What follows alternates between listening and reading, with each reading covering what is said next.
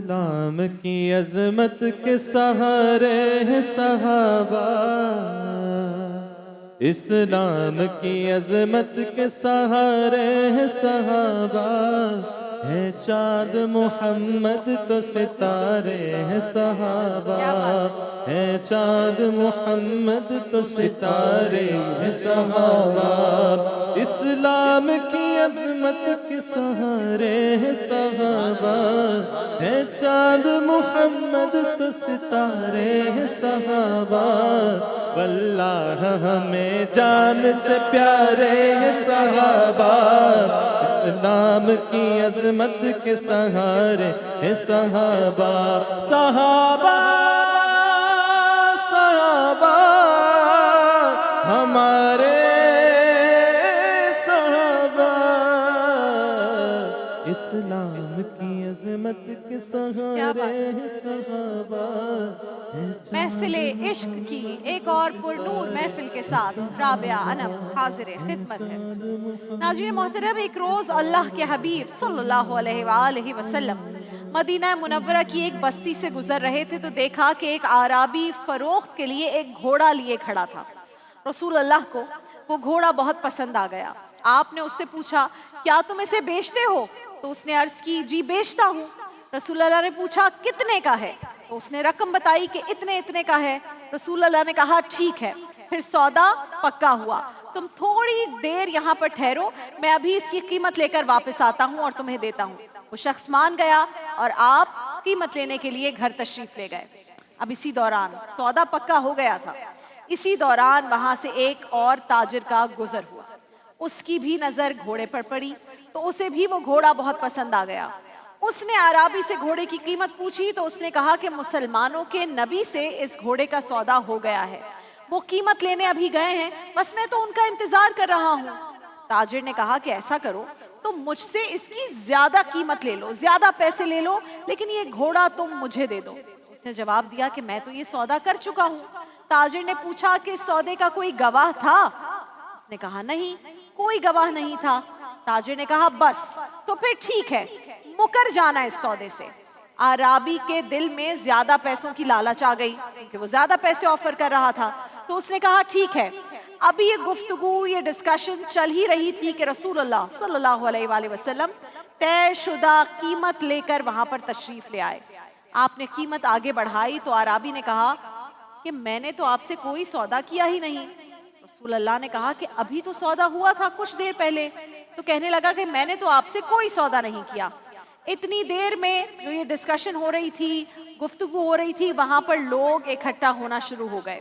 جب لوگوں کا ہجوم ہوا تو ہجوم کا اپنا بھی ایک پریشر ہوتا ہے، تو وہ اعرابی گھبرا گیا کہ اگر بات لوگوں پر چلی گئی تو پھر تو رسول اللہ ہی کی سنی جائے گی، وہ صادق بھی ہیں، امین بھی ہیں۔ تو اچانک ایک چال اس کے ذہن میں آئی، ایک پلان اس کے ذہن میں آیا، اور اس نے رسول اللہ سے کہا کہ اچھا آپ مجھے یہ بتائیے کہ جب دو آدمیوں کے مابین یوں نزاع بن جائے، کوئی تنازع بن جائے، تو اس میں تصفیہ کی صورت کیا ہوتی ہے؟ سوال پوچھ لیا، سامنے رسول اللہ ہیں، آقا دو جہاں ہیں، محمد مصطفیٰ صلی اللہ علیہ وآلہ وسلم۔ پوچھا آپ کی شریعت کیا کہتی ہے؟ تو رسول اللہ نے جواب میں فرمایا کہ میری شریعت تو یہ کہتی ہے کہ جو مدعی ہے وہ گواہ لے آئے اور جو انکار کرتا ہے وہ قسم اٹھائے۔ اس نے کہا تو پھر ٹھیک ہے، آپ مدعی ہیں، آپ نے یہ گھوڑا خریدا ہے تو پھر آپ ہی کوئی گواہ لے کر آئیں، اور اگر آپ کے پاس کوئی گواہ نہیں ہے تو پھر میں قسم اٹھا لیتا ہوں۔ کہا میں قسم اٹھا لیتا ہوں، اور جو شخص پہلے ہی جھوٹ بول چکا ہو، زبان دے کر مکر گیا ہو، سامنے جس سے گھوڑا خرید رہا ہے اسے بھی کہہ رہا ہو کہ تم مکر جاؤ، اس کے لیے جھوٹی قسم کھانا کون سا کوئی بڑا مسئلہ ہے؟ اور ہم آج کل بھی یہی دیکھتے ہیں کہ جو لوگ، اس لیے کہا جاتا ہے جو لوگ قسمیں بہت کھاتے ہیں ان پر بھروسہ نہ کرو۔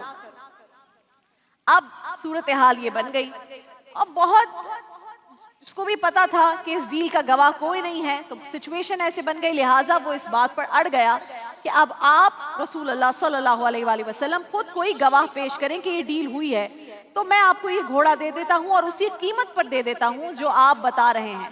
وہاں جو لوگ یہ ساری تکرار، یہ بحث سن رہے تھے، ان کے بھی دو گروپس بن گئے، دو گروہ بن گئے۔ ایک گروہ ہے جو آرابی کا ہم خیال تھا کہ گواہ پیش کرنا ضروری ہے۔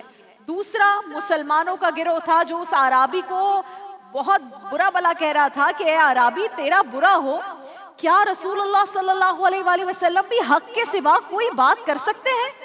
مگر اس کی سوئی ایک ہی بات پر آ کر اٹک گئی تھی کہ گواہ تو پیش کرنا ہوگا اگر یہ گھوڑا آپ نے لے کر جانا ہے۔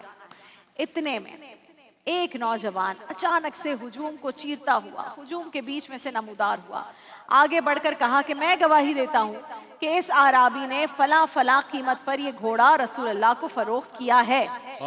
یہ نوجوان بڑے جلیل القدر صحابی حضرت خزیمہ رضی اللہ تعالیٰ عنہ، جن کا شمار سابقون الاولون صحابہ میں ہوتا ہے، جو اسلام کے ابتدائی دنوں میں اسلام کے سٹارٹ میں ہی ایمان لے آئے تھے اور رسول اللہ صلی اللہ علیہ وآلہ وسلم کے ساتھ تمام 27 غزوات میں شرکت کا اعزاز بھی انہیں حاصل تھا، اور آج ایک اور اعزاز ان کا منتظر ہے۔ بہرحال ناظرین کرام، حضرت خزیمہ کی گواہی سن کر اس آرابی کا منہ حیرت سے کھلا کا کھلا رہ گیا۔ گواہ چاہیے تھا، گواہ آ گیا۔ اس کے پاس اب جھوٹ بولنے کی، کہہ تو وہ جھوٹ رہا تھا، سراسر جھوٹ بول رہا تھا، اور وہ جانتے بھی تھے، خود بھی جانتے تھے، لوگ بھی سمجھ گئے تھے، تو اب جھوٹ بولنے کی کوئی وجہ باقی نہیں بچی تھی۔ لہٰذا کہنے لگا کہ ٹھیک ہے، میرا مطالبہ پورا ہو گیا ہے، گواہی چاہیے تھی وہ مل گئی ہے، یہ لیجئے گھوڑا آپ کا ہوا۔ اور اس نے اس طرح گھوڑے کی لگام رسول اللہ کو تھمائی، اپنی قیمت لی اور وہاں سے چلا گیا۔ اللہ اکبر! اب لوگوں کا ہجوم چھٹ گیا، ڈیل فائنل ہو گئی تھی، مسئلہ سولو ہو گیا تھا، اور وہاں رسول اللہ صلی اللہ علیہ وآلہ وسلم اور حضرت خزیمہ رضی اللہ تعالیٰ عنہ کے سوا اب کوئی موجود نہیں رہا۔ تو رسول اللہ نے بڑی شفقت سے، بہت محبت سے انہیں اپنے قریب کیا اور پوچھا، خزیمہ تم تو موقع پر موجود ہی نہیں تھے، تو پھر تم نے کیسے گواہی دے دی؟ اس موقع پر حضرت خزیمہ نے جو کلمات ادا کیے، جو اس وقت بات کی، وہ عاشقوں کے لیے روشن مثال ہے، عاشقان رسول کے لیے روشن مثال ہے اور تا قیامت رہے گی۔ آپ نے غور سے سرکار کا چہرہ دیکھا، فرمایا، یا رسول اللہ صلی اللہ علیہ وآلہ وسلم، ہمارے ماں باپ آپ پر قربان، ہماری اولادیں آپ پر قربان، میں نے تو رب کو بھی نہیں دیکھا، آپ نے بتایا کہ وہ ہے تو میں نے مان لیا کہ وہ ہے، آپ نے بتایا کہ وہ مالک ہے تو میں نے مان لیا کہ وہ مالک ہے، آپ نے کہا کہ وہ خالق ہے، میں نے مان لیا کہ وہ خالق ہے۔ تو یا رسول اللہ، جب آپ کے کہنے پہ میں نے رب کو مان لیا تو پھر یہ کیا چیز ہے؟ یہ تو کوئی نہیں ہے۔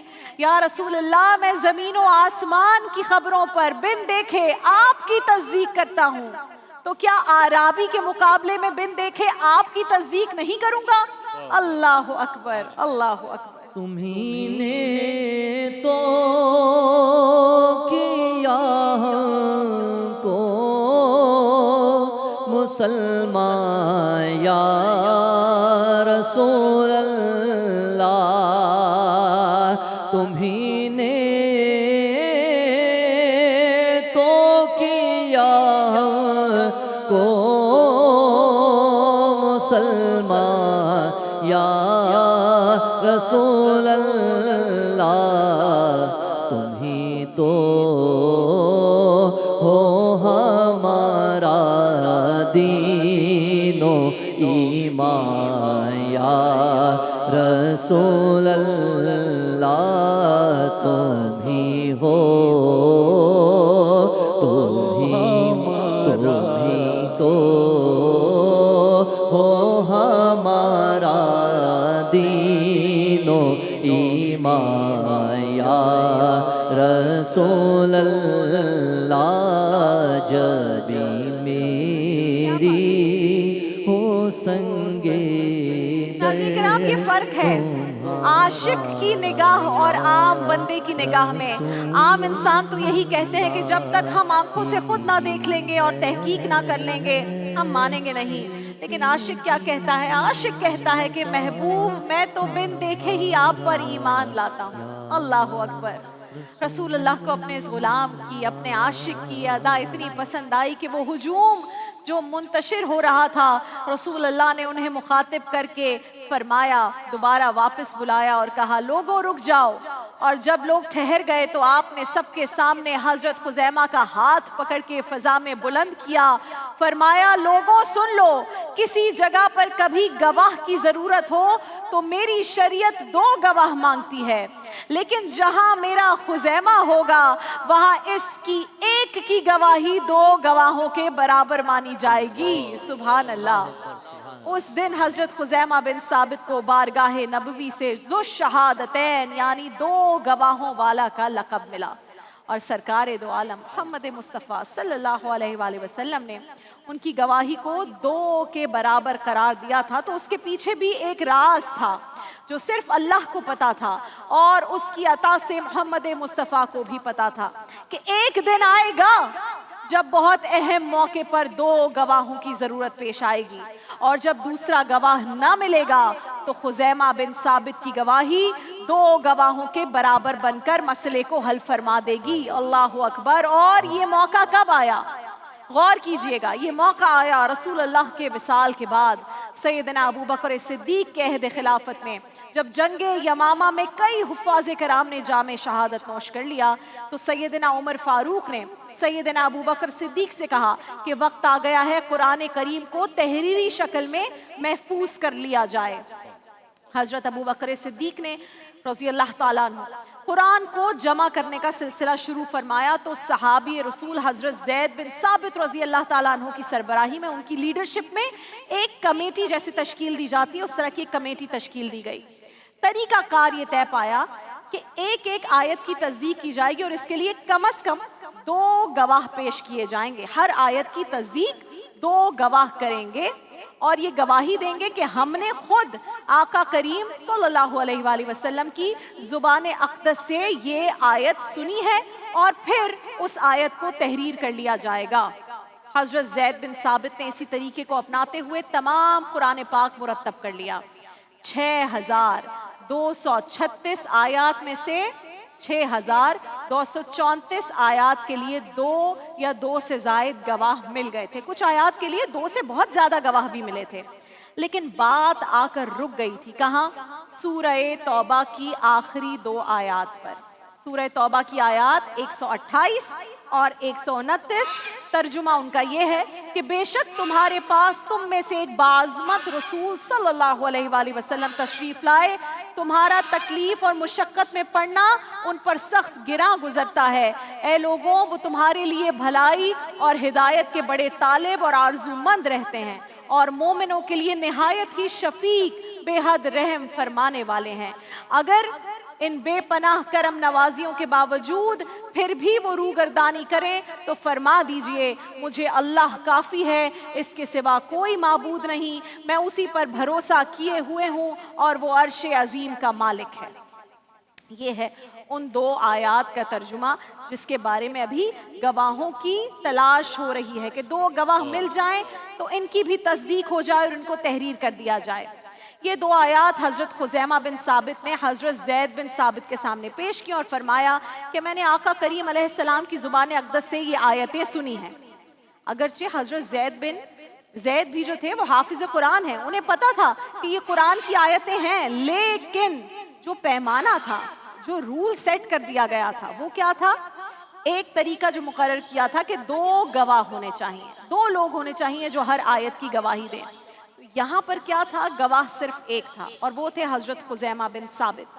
جب معاملہ حل نہیں ہوا, ایک اور گواہ نہیں ملا, تو یہ معاملہ گیا امیر المومنین حضرت ابو بکر صدیق رضی اللہ تعالیٰ عنہ کے سامنے. ان کو بتایا گیا کہ سورہ توبہ کی آخری 2 آیتیں ہیں لیکن گواہ ایک ہے. صدیق اکبر نے پوچھا کون ہے وہ ایک گواہ؟ تو بتایا گیا کہ وہ حضرت خزیمہ بن ثابت ہیں. حضرت ابو بکر صدیق نے ان کا نام سنا تو مسکرائے, فرمایا سبحان اللہ, کام ہو گیا. صحابہ نے عرض کی امیر المومنین کیسے کام ہو گیا؟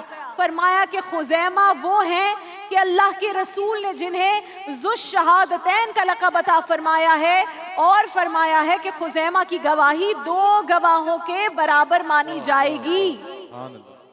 تو اللہ کے فضل و کرم, رسول اللہ کی رحمت علمی, صدیق اکبر کی فراست اور ذو الشہادتین حضرت خزیمہ بن ثابت کی بدولت سورہ توبہ کی آخری 2 آیات قیامت تک کے لیے قرآن حکیم کا حصہ بن گئیں، اور جب جب یہ آیات تلاوت ہوتی رہیں گی ہر اہل ایمان کو حضرت خزیمہ بن ثابت کی یاد دلاتی رہیں گی۔ اللہ تعالی ہمیں بھی صحابہ کرام کے اس طرح پکا اور سچا عاشق رسول بنائے، آمین۔ جہاں پانی عطا کر دے بھری جنت ہبا کر دے، جہاں پانی عطا کر دے بھری جنت ہبا کر دے، نبی مختار کل ہے جس کو جو چاہے عطا کر دے، نبی مختار کل ہے جس کو جو چاہے عطا کر دے، منور میری آنکھوں کو میرے شمس و دعا کر دے، غموں کی دھوپ میں وہ سایہ زلف دوتا کر دے، جہاں میں ان کی چلتی ہے وہ دم میں کیا سے کیا کر دے، جہاں میں ان کی چلتی ہے وہ دم میں کیا سے کیا کر دے، زمین کو آسماں کر دے، سریا کو سرا کر دے، زمین کو آسماں کر دے، سریا کو سرا کر دے، منور میری آنکھوں کو میرے شمس و دعا کر دے۔ دیکھیے محفل رمضان لائیو ٹرانسمیشن روزانہ دوپہر 2 بجے سے صرف گرین انٹرٹینمنٹ پر۔